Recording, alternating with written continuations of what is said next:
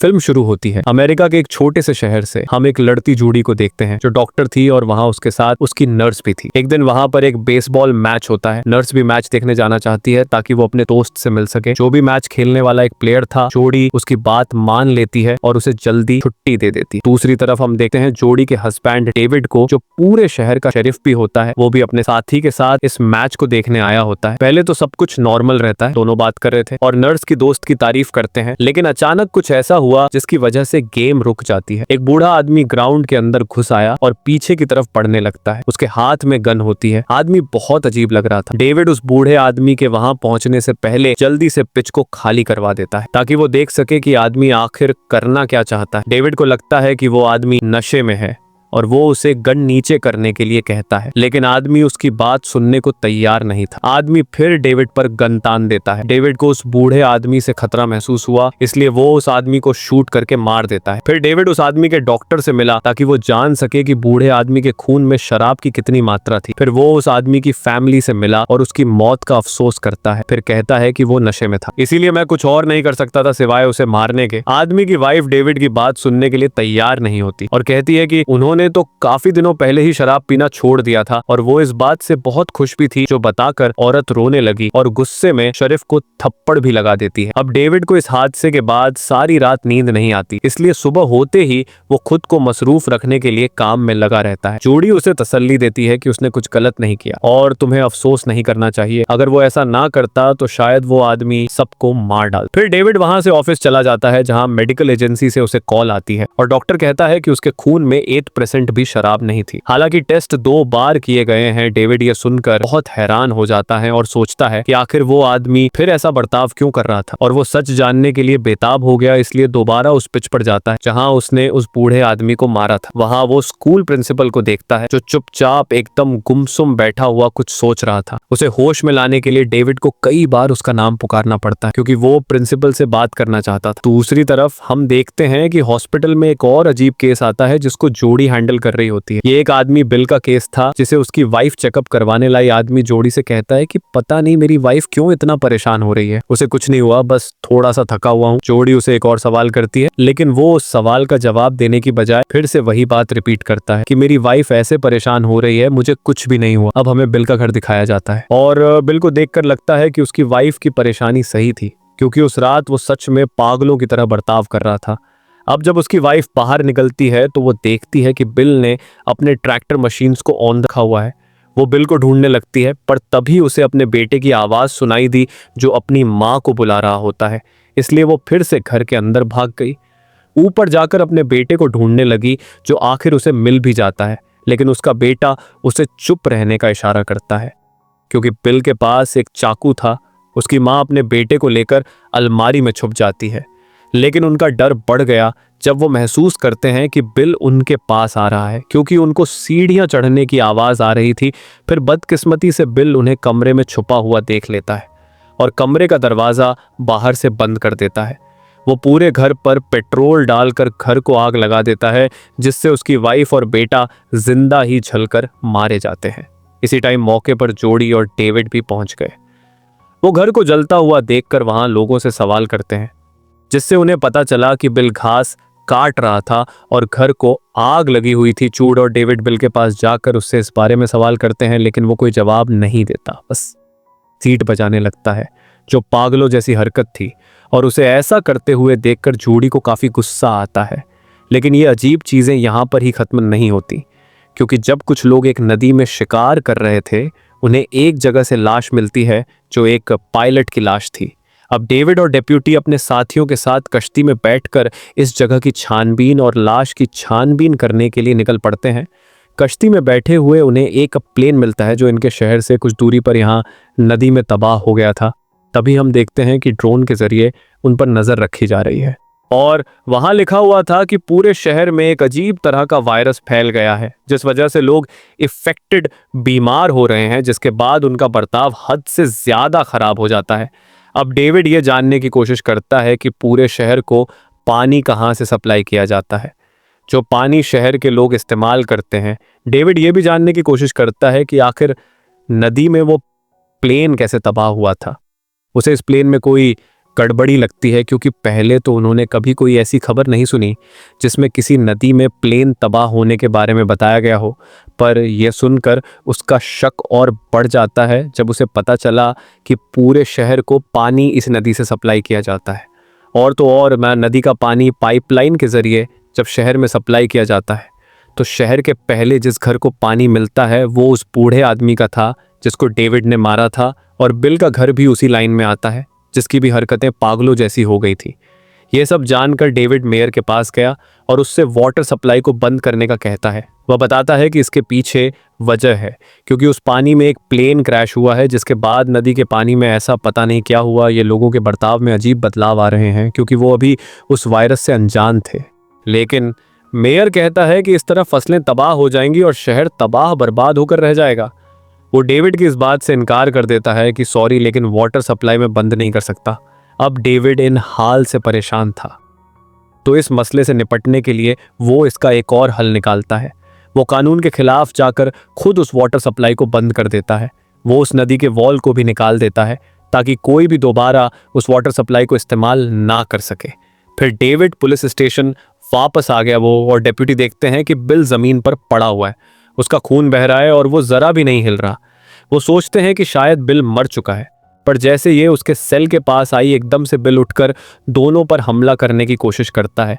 इससे हम समझ पाते हैं कि बिल भी उस वायरस से इफेक्टेड हो चुका था, तभी उसका बर्ताव ऐसा था, वो कंट्रोल से बाहर हो गया था। ये देख डेविड कॉल करने की कोशिश करता है पर उसकी कॉल नहीं लगी। पता चलता है कि ना तो इंटरनेट चल रहा है और ना ही नेटवर्क आ रहा है। जब वह बाहर गया तो देखता है कि पूरा शहर वीरान हो गया है और कहीं पर भी कोई भी नहीं है।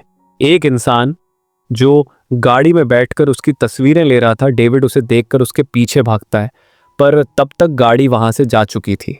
अब डेविड मेडिकल लैब में जाता है डॉक्टर से मिलने ताकि वह बूढ़े आदमी की लाश के बारे में और जानकारी प्राप्त कर सके। यहाँ उसे एक जख्मी आदमी दिखाई देता है जिसकी हालत बहुत खराब थी। डेविड उसकी मदद करने की कोशिश करता है पर पीछे से डॉक्टर आ गया जो भी इन्फेक्टेड होने की वजह से पागल हो गया था और डेविड पर हमला कर देता है। वो डेविड को कट्टर से चिरकर जान से मारने की कोशिश करता है तो बड़ी मुश्किल से डेविड ने उसे रोके रखा। वो फिर अपनी जान बचाने के लिए डॉक्टर पर भारी हमला करके उसे मार गिराता है, जिसमें डेप्यूटी भी उसका साथ देता है। डेविड घर जाता है और जूडी को इस बात के लिए राजी करता है कि वो शहर छोड़कर अपने माँ बाप के घर चली जाए। जूडी इस बात से राजी नहीं होती क्योंकि डेविड इस शहर को छोड़ के नहीं जा रहा था। तभी जूडी बाहर किसी को देख लेती है जो अचानक गायब हो गया। इसीलिए डेविड बाहर आया और खुद चेक करने जाता है, पर तभी एक आर्मी ग्रुप आकर दोनों को गिरफ्तार कर लेता है। इन्हें वो लोग एक बस में लेकर आते हैं जहां डेप्यूटी भी था और बताता है कि मुझे भी इन सिपाहियों ने ही अगवा किया है। अब वो सिपाही उन्हें आर्मी कैंप में ले जाते हैं जो एक स्कूल था, पर आर्मी वालों ने इस पूरी जगह को अपना कैंप बना लिया था। यहाँ सिपाहियों और डॉक्टर्स ने अलग अलग टेंट लगाए हुए थे क्योंकि सभी लोगों के जिसमें खून, टेम्परेचर और रेडिएशन को चेक किया जा रहा था। अब जिन लोगों का टेम्परेचर ज़्यादा था उन्हें ज़बरदस्ती उन लोगों से अलग कर दिया जाता है जिनके जिस्म का टेम्परेचर कम था। यहाँ बदकिस्मती से जूडी के जिस्म का टेम्परेचर थोड़ा ज़्यादा होता है और सिपाही उसे डेविड से अलग करके ले जाते हैं। डेविड सिपाहियों से लड़ता है लेकिन वो उसे मारकर बेहोश कर देते हैं। फिर सिपाही जूडी को एक मेडिकल रूम में लेकर जाते हैं जहाँ उसे उनके साथ रख जाता है जिनको बीमार समझा जा रहा था। जूडी डॉक्टर्स को बताने की कोशिश करती है कि उसका बॉडी टेम्परेचर इसलिए ज़्यादा है क्योंकि उसे कुछ दिनों से बुखार है। डेविड को जब होश आया तो वो खुद को ऐसी जगह पर पाता है जहां लोगों को ब्रेसलेट पहनाई जाते हैं उनकी पहचान याद दिलाने के लिए, क्योंकि डेविड और उसकी तरह के नॉर्मल लोगों को एक दूसरे शहर में भेजा जा रहा है क्योंकि ये लोग बिल्कुल नॉर्मल है, बीमार नहीं है। लेकिन डेविड अपनी वाइफ को छोड़ के जाने वाला नहीं था, जिसके लिए वो प्लान बनाता है ताकि यहाँ से भाग सके। दूसरी तरफ एक गाड़ी जूडी वाले कैंप के फैंसीज गार्डों को तोड़कर अंदर घुसने लगती है, जिसकी वजह से पूरी तरह से कैंप में हलचल मच जाती है। सिपाही और डॉक्टर इस बिगड़ते हाल पर काबू नहीं कर पाते और यहाँ से भाग जाते हैं। कुछ कैंप खाली हो जाते हैं जिसकी वजह से बीमार लोग, जिनमें जूडी भी शामिल होती है, वो उसी कमरे में रह जाते हैं। अब डेविड जूडी को बचाने के लिए पुलिस स्टेशन आता है और अपनी गन उठा लेता है। इस मिशन में वो अकेला नहीं होता बल्कि जूडी को बचाने के लिए डेप्यूटी भी उसके साथ होता है। जूडी अभी भी बेड पर बंदी होती है। और वो अपने साथ वाली बेड पर अपने साथी नर्स को देखती है। दोनों एक दूसरे का हालचाल पूछते हैं और वो देखते हैं कि बिल जो स्कूल का प्रिंसिपल है वो उनके रूम की तरफ आ रहा है और उसके हाथ में एक हथियार भी है। बिल्कुल पूरी तरह से इन्फेक्शन हो गया था और वो सभी लोगों को बेरहमी से मारने लगता है। जूडी और नर्स ये देखकर बहुत डर जाती है। अब बिल नर्स की तरफ आया और उसे मारने ही वाला होता है कि जूडी जोर जोर से चिल्लाने लगती है और बिल का ध्यान अपनी तरफ कर लेती। अब बिल जूडी को मारने ही वाला होता है कि वहां ठीक टाइम पर डेविड और डेप्यूटी आ जाते हैं और वह शूट करके बिल को मार देते हैं और इस तरह दोनों लड़कियों की जान बच पाती है। अब वो चारों वहां से बाहर आकर अपने लिए कोई महफूज जगह ढूंढने निकल जाते हैं। वो नर्स के घर के बाहर से गुजर रही होते हैं। नर्स कहती है कि वो अपने दोस्त से मिलना चाहती है ताकि देख सकूं कि वो ठीक है या नहीं। जब वो अपने दोस्त के घर जाते हैं तो उसका दोस्त बिल्कुल ठीक होता है और कहता है कि मेरी मॉम भी बिल्कुल ठीक है। इसी दौरान कुछ सिपाही इस जगह को चारों तरफ से घेर लेते हैं और एक सिपाही नर्स के दोस्त के घर की तलाशी लेना शुरू कर देता है। वो चारों तब खेत में छुप जाते हैं। अब सिपाही उसकी मां को ढूंढ लेते हैं और उसके खून को टेस्ट करने लगते हैं। ये देखकर नर्स का दोस्त भागता है अपनी मां को बचाने के लिए। तब सिपाही उन दोनों को गोली मार देती हैं और उनकी लाशों को आग लगाकर जला देती हैं। यह देख वो चारों बहुत डर गए क्योंकि सिपाहियों को हुक्म मिला था कि उन सब लोगों को फांसी दे दी जाए जो सिपाही नहीं हैं लेकिन बने हुए हैं, और उनको भी जो इन्फेक्टेड हैं। अब अगले दिन डेविड उन सबको अपने घर ले जाता है जो उसने अपने बच्चे के लिए बनाया था। नर्स और डेप्यूटी गाड़ी को ठीक करने की कोशिश करते हैं जबकि जूडी और डेविड घर के अंदर चले जाते हैं। डेविड घर से जरूरी सामान इकट्ठा करता है। जूडी अपने बच्चे के कमरे में जाती है जहां पीछे बूढ़े आदमी की वाइफ खड़ी थी जो पूरी तरह से इफेक्टेड हो चुकी होती है। अब डेविड जब कमरे में आया तो देखता है कि जूडी को बांधा हुआ है। फिर अचानक बूढ़े आदमी की वाइफ डेविड पर हमला कर देती है क्योंकि वो पूरी तरह से पागल हो गई थी। बूढ़ी आदमी की वाइफ डेविड के हाथ में फर्श पर चाकू घोंप देती है और उसे गन दिखाकर धमकाने लगती है। जब डेविड ने देखा कि वो मेरी वाइफ को मार देगी तो वो हिम्मत करके उसका मुकाबला करता है और आखिरकार उसे मार गिराता है। इस सब में डेप्यूटी भी उसकी मदद करता है। अब जूडी को ऐसा लगता है कि डेप्यूटी भी वायरस से इफेक्टेड हो गया है क्योंकि उसका बर्ताव बहुत ज्यादा गुस्से वाला बनता जा रहा था, लेकिन डेविड अभी भी इस बात पर यकीन करने से मना कर देता है। अब वो चारों गाड़ी में जा रहे होते हैं कि एक को आती है जिससे डेप्यूटी को लगा कि वो भी वायरस से इफेक्टेड हो गई है। अब सब आपस में लड़ने लगी लेकिन डेविड उन्हीं लड़ाई को खत्म करने को कहता है क्योंकि एक हेलीकॉप्टर उन पर हमला करने के लिए उनके सर पर मंडला रहा था और उन्हें अब छुपने के लिए जगह ढूंढनी है। अब डेविड अपनी गाड़ी का रास्ता बदलकर एक कार वॉश में चला जाता है जहां गाड़ियां धोई जाती हैं, लेकिन यहां भी उन्हें बहुत सारी मुश्किलों का सामना करना पड़ता है। वो हेलीकॉप्टर के जाने का इंतजार कर ही रहे थे लेकिन कोई कार वॉशर को चला देता है और उनकी गाड़ी आगे को चली जाती है जहां से निकलना बहुत मुश्किल हो गया था। इतने में वहां पर काम करने वाले कुछ लोग सामने आते हैं जो इफेक्टेड थे और इन पर हमला कर देते हैं, लेकिन वो लोग किसी तरह उन्हें मारने में कामयाब हो जाते हैं और डेविड कार वॉशर से कार को निकाल लेता है। लेकिन उनमें से एक आदमी नर्स पर हमला करता है, उसके गले में पाइप डालकर उसे हवा में लटका देता है जिसकी वजह से वो मारी जाती है। अब बाकी तीनों लोग नर्स को देखने बाहर आते हैं पर तभी वो हेलीकॉप्टर डेविड की गाड़ी को तबाह कर देता है। अब उन तीनों के पास गाड़ी नहीं होती इसीलिए पैदल चलना शुरू कर देते हैं। अब वो वहां पर एक गाड़ी को आते हुए देखते हैं। यहां भी डेप्यूटी बिना सोचे समझे अपना गुस्से वाला बर्ताव दिखाने लगा और एक नोकदार ट्रैप सड़क पर डालकर गाड़ी का एक्सीडेंट करवा देता है जिससे वो गाड़ी पलट गई। गाड़ी में एक एजेंट था जो बच गया था, उसे भी डेप्यूटी मारने की कोशिश करता है लेकिन डेविड उसे रोक देता है क्योंकि वो आदमी से बात करना चाहता है। डेविड उस आदमी से पूछता है कि ये सब क्या हो रहा है तो वो आदमी बताता है कि जो प्लेन नदी में तबाह हुआ था उस प्लेन में दरअसल हाईटेक और केमिकल से भरे हथियार थे जिसे एक दूसरे शहर ले जाया जा रहा था, लेकिन वह प्लेन नदी में तबाह हो गया जिससे पूरे शहर का पानी खराब हो गया, जिस वजह से ये इन्फेक्शन फैलते फैलते इतना ज्यादा बढ़ गया। जो लोग भी इसकी चपेट में आकर बीमार होते हैं उनका बर्ताव अजीब होता है। वो दिमागी तौर पर गुस्से वाले पागलों जैसे हो जाते हैं क्योंकि वायरस का असर इंसान के दिमाग पर होता है, इसलिए वो इंसान उल्टे सीधी हरकतें करने लगते हैं। तभी इस मूवी का नाम है द क्राइसिस। अब अचानक डेप्यूटी उस आदमी को मार देता है। डेविड को लगता है कि डेप्यूटी भी इफेक्टेड हो गया है। अब चुपके से डेविड उसके गन उठा लेता है, लेकिन चालाकी से डेप्यूटी ने गन भी दोबारा हासिल कर ली और सारे हथियारों पर अपना कंट्रोल भी कर लिया और अब वो दोनों को गन पॉइंट पर ले लेता है। अब थोड़ी देर चलने के बाद डेविड डेप्यूटी को रिलैक्स करने की कोशिश करता है और चालाकी से उससे गन वापस छीन लेता है।